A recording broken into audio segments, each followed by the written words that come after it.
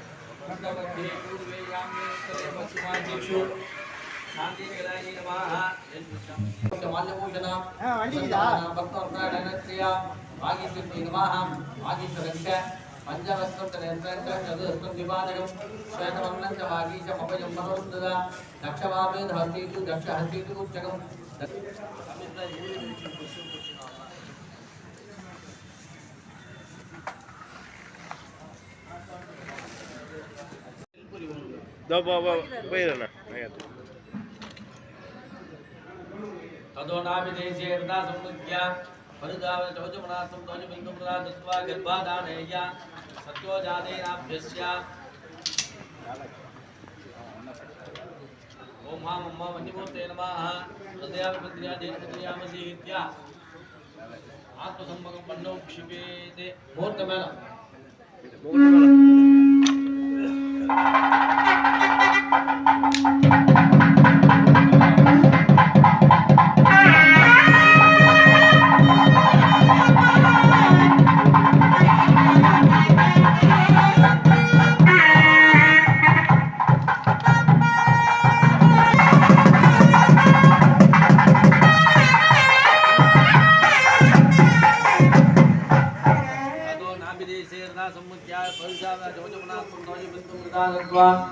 गर्भाधानाय सत्योजातेनाभ्यस्य तेन औदित्यं दत्वा पुंसवनात्तं द्वितीयमास वामदेवेनाभ्यस्य शिरसाउदित्यं दत्वा जलबिन्दं निक्षिप्य सीमन्दानयनमन्त्रं दत्ते मासे औदिनाभ्यस्य खड्गाय स्वाहा पूर्वे ब्रह्मणे नमः ओम नमः नमः वरुणाय नमः ओम माजवे नमः कुबेराय नमः ओम ईशानाय नमः ओम ब्रह्मणे नमः ओम विष्णवे नमः क्रमेण आद्यं दत्वा तदाह शिक्षो समुदानुतोदनोतो मोहित्वा निरीक्ष्य प्रोक्ष्य ताद्य अभ्युक्ष्य तदुसंस्कारे शिष्टुक्या मूलमूलमुक्त्या परिभ्राम्य मध्यवर्त्यमुक्त्या परिभ्राम्य अग्नेनार्धमुक्त्या परिभ्राम्य स्वाहा देवपूजानेभ्यः स्वाहा ओम हम हि भू ये भू भव सत्वादान वामदेव पूजानेभ्यः स्वाहा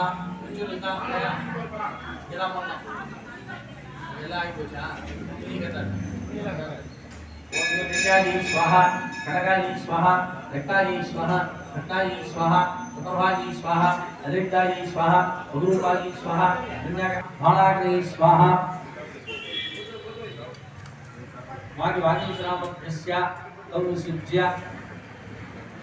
कालाके औषध पूर्णां दत्वा अग्निं प्राप्य अग्निं पीजं तेजः पावनं कर्ममिदा तत्पाद्वीर्यत्वे संस्कार प्रत्पयाम्य अग्निर्भक्ते आदारत्वे नमः अनिदाधर्म धर्म योगा धर्म भक्त्वा धर्म धूला धर्म नमः ओम नंदीश्वरी शिवासना नमः नंदीश्वरी शुभमुक्तये नमः ईशानमुद्धानमामुद्धिनी तत्त्वतरमा वक्रे और नरमा दे वामदेव कर्मा राभु सत्योजानमुक्ति नमः पादयोः शान्तिधर्मामुद्धिनी शान्तिधर्मस्य कमलासना सदा शिवस्वरूपं विद्यादेकर्मा नेत्रेभ्यो नमः आवाज स्थापित संस्थाप्य सदा युतिव्यान बीजानेका उद्या विनोदाकं दत्वा सामकरेणादा यावत् भूजाल होमाधार कावत्तुल भावतन्ने सदित भवा स्वागतात्मं दत्वा विद्यालेकान्तस्थानेषु विद्यामन्दिरस्य संरक्षयोजनानुगे देनु पंचमपुत्रा देवा आपाद्यम आचमन पाद्यम दत्वा संदनाक्षर वक्र उपादिते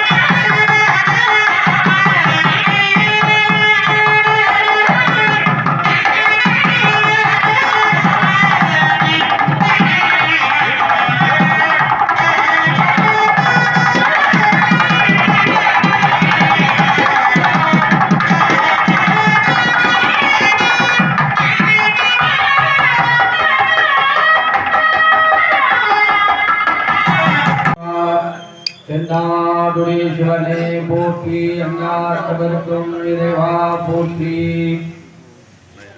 எல்லாம் வல்ல நந்தீஸ்வர பெருமானுடைய அனுகிரகத்தினாலே இன்றைய தினம் சிவராத்திரி என்கின்ற சிவனுக்கு உரிய நாள், உயிர்களை படைத்த தினம் இன்றைய தினம்தான். ஏன்னா சுவாமி எப்பவுமே தியான நிலையிலே இருந்தார். சமாதி நிலை என்று பெயர். அந்த நிலை எப்படின்னா, இருந்தும் இல்லாமலும் இருக்கிற மாதிரி இருக்கும். அதை உணரக்கூடிய பக்குவம் நமக்கு எல்லாம் கிடையாது. அந்த சக்தியை, அப்பேற்பட்ட அபரிமிதமான சக்தி, அந்த பரம்பொருள், அப்பா அம்மா இல்லாத கடவுள் யாருன்னு பாத்தீங்கன்னா பரமேஸ்வரர் தான். உலகத்துக்கே அப்பா அவர் தான், உலகத்துக்கே அம்மா அவர் தான். அந்த இயக்கமானது உலகத்துல அந்த இயக்க சக்தியே அவர்தான். ஓம் நமச்சிவாய என்கின்ற அந்த 5 எழுத்திலேயே இருக்காரு. நிலம், நீர், நெருப்பு, காற்று, ஆகாயம், சூரியன், சந்திரன், எஜமானன் என்று சொல்லக்கூடிய என் குணத்தான பேர். இறைவனுக்கு எத்தனை குணம் இருக்கு அப்படின்னு கேட்டீங்கன்னா 8 விதமான குணங்களை உடையவர். அந்த என் குணமும் எதுன்னு பாத்தீங்கன்னா இதெல்லாம் தான். அந்த எஜமானர் அப்படின்னு சொல்லக்கூடிய 8வது குணமா இருக்கிறவர் அப்படின்னு பாத்தீங்கன்னா 80 கோடி உயிர் வகைகள், அத்தனை உயிருக்கும் உள்ள அவர் இருக்கார். இங்க இருக்கிற அத்தனை பேருடைய ஹதயத்தில் இருக்கார். ஹதயத்தில் இருக்காரு. உடனே சாமியை காட்டு முன்னுவாங்க. நம்ம ஆளுங்க பாத்தீங்கன்னா எது வருதோ இல்லையோ கேள்வி கேட்கறதுக்கு வரும். நம்ம உடம்பு தான் இது. நம்ம உடம்பு உள்ள இருக்கிற ஹதயத்தை நம்ம பார்த்துருக்குமா? நம்ம உடம்புக்குள்ள இருக்கிற கிட்னியை பார்த்துருக்குமா? நம்ம உடம்புக்குள்ள கல்லீரல் இருக்கின்றோம் பார்த்துருக்குமா? மண்ணீரல் இருக்கின்றோம் பார்த்துருக்குமா? நம்ம ரத்தத்தை தான் பார்க்கணும் அடிபட்டா. மற்றபடி நம்ம உடம்பு, நம்மளுடைய உடம்பே நமக்கு சொல் பேச்சை கேட்காது. ஓர வெடி வண்டி ஓடிட்டு இருக்கோம். ஒரு நாள் என்னாகும், உக்காந்துரும். இந்த ஓடும் போது அந்த மனசுக்கு தெரியாது நம்ம எங்க போறோம், எதை நோக்கி நம்ம வாழறோம், நம்முடைய கதி என்ன. உக்காரம் பாருங்க, எல்லாம் கைத்தி விட்டுட்டு நம்மளை நினைக்க வைப்பார் சுவாமி. நமச்சிவாய வாழ்க, நாதந்தால் வாழ்க, இமைப்பொழுதும் என் நெஞ்சில் நீங்காதான் தாழ்வாழ்க. அந்த நெஞ்சில எப்ப இருக்கணுமா? கண்ணு தெரியாது, காது கேட்காது, வாய் பேசாது, கை கால்லாம் ஒதுரும். அந்த நேரத்துல சுவாமி நம்ம நினைக்கணுமா? முடியுமா? இப்ப நல்லா இருக்கும், நல்ல ஆரோக்கியமா இருக்கும், பேர பேத்திலாம் எடுத்துட்டோம், நல்ல கையில பேங்க்ல டெபாசிட் போட்டு வச்சுட்டோம், ஜம்முன்னு வந்து உக்காந்துட்டு இப்ப பாக்குறோம். இந்த நிலைமை நமக்கு எப்பவும் உண்டா? கிடையாது. ஒரு நாள் நம்மளை இறைவன் நினைக்க வைப்பார். அன்னைக்கு நமக்கு நினைவு இருக்கணும். அவரை நினைக்கக்கூடிய நினைவை அவர்தான் கொடுக்கணும். நமக்கு எல்லாத்தையுமே அவர்தான் கொடுக்கணும். நம்ம வாழற பரியந்தம் நம்ம கூடவே டிராவல் பண்றவர் யாரானா இறைவன் தான். அப்பேற்பட்ட பரம்பொருள் இன்னைக்கு நேத்தா இல்லை, எவ்வளோ யுகங்களா இருக்கார். எத்தனையோ ராஜாக்களை பார்த்தார், எத்தனையோ அரசர்களை பார்த்தார், எத்தனையோ சிவாச்சாரியர்களை பார்த்தார், எத்தனையோ முதலியார்களை பார்த்தார். இப்படி எத்தனையோ உலகத்தில் இருக்கக்கூடிய இத்தனை பேரையும் பார்த்துட்டு இருக்காரு, பார்க்க போறார். 3 காலத்துக்கும் அதிபதியாக இருக்கக்கூடியவர். அப்பேற்பட்ட பரம்பொருள் நம்ம பெரியோர்கள் செய்த ஒரு புண்ணியத்துடைய பலனை நமக்கெல்லாம் இந்த மனித பிறவி என்பதை கொடுத்திருக்கின்றார். இந்த மனித பிறவியில நம்ம என்ன நினைக்கணும்னா, அந்த சிவனுடைய நாமதேயத்தை சொல்லக்கூடிய ஒரு தகுதியாவது நமக்கு கொடுக்கும் அப்படின்னு வேண்டியது. வேற எதுவுமே வேண்டக்கூடாது. கோயிலுக்கு போனா எனக்கு அதை கொடுங்க, எனக்கு இதை கொடுங்க, அது நடக்கிறத நம்மளால மாற்ற முடியாது. எது நடக்குமோ அது நடந்தே தீரும். அந்த எண்ணத்தை நம்ம வச்சுட்டு நம்முடைய வாழ்க்கையை யாருக்கும் தொந்தரவு இல்லாமல், மற்றவங்களை யாரையும் தொந்தரவுப்படுத்தாமல், நமக்கு என்ன பாதையோ, நமக்கு என்ன தர்மமோ, தர்மத்தை கடைபிடிச்சு முடிஞ்ச அளவுக்கு அவங்கவுங்க மனசாட்சி தான் அவங்கவுங்களுக்கு கடவுளே.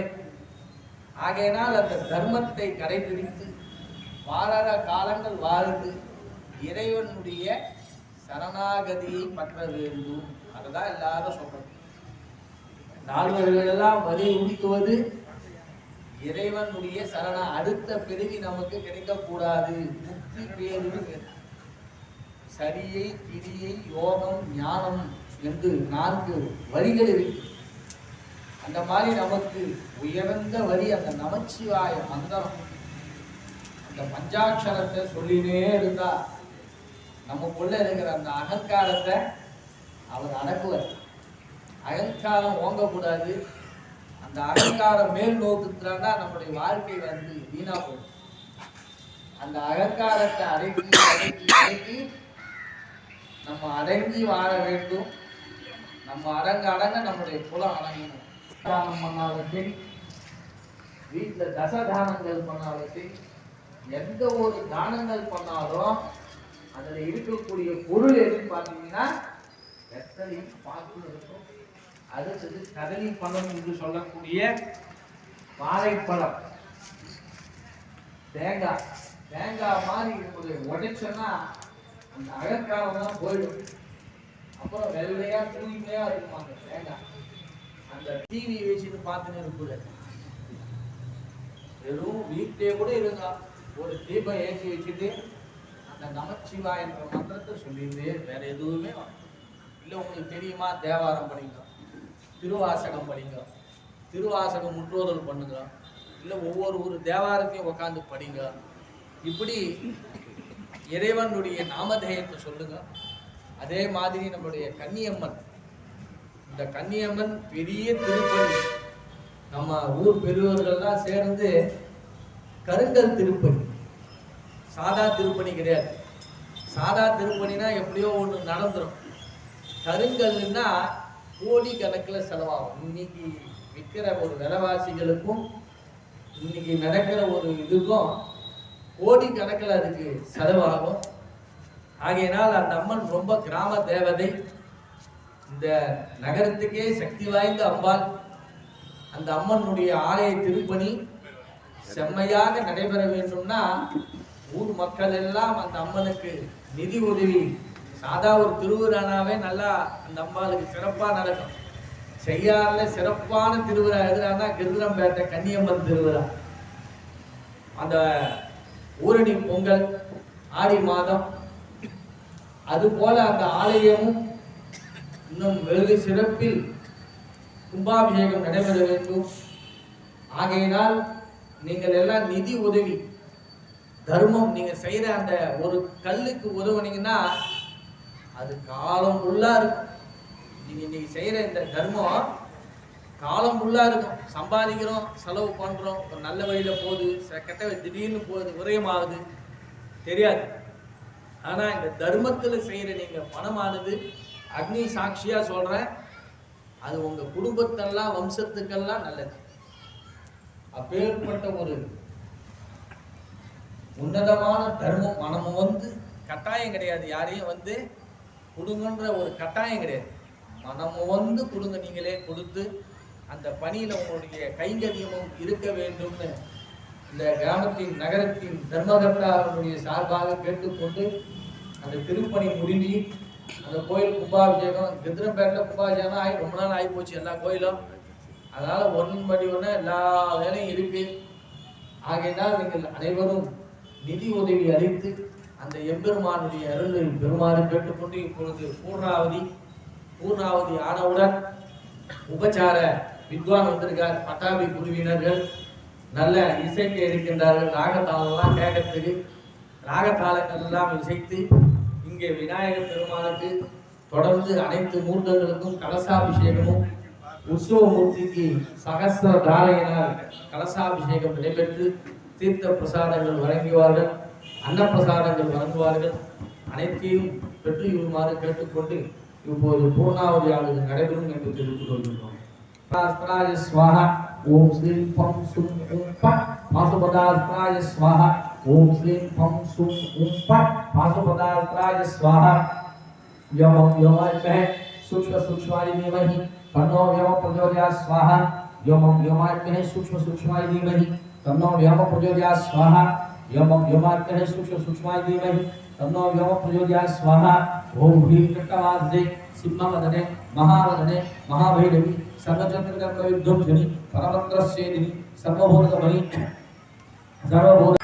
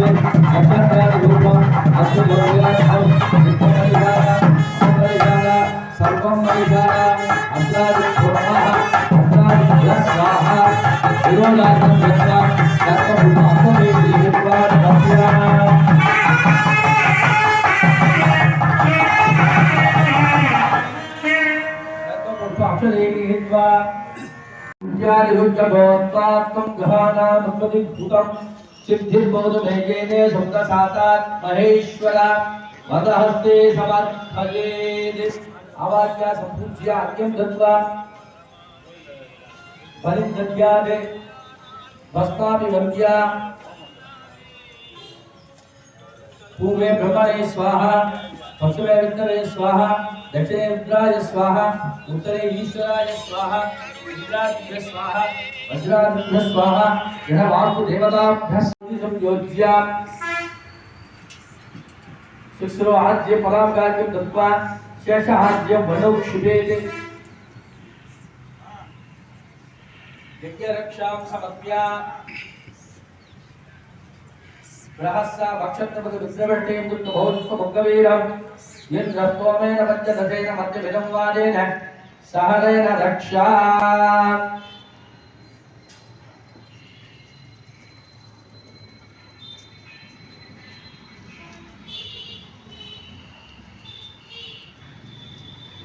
यज्ञरक्षां धारयामि वेदिकायां धूपदीपो दत्त्वा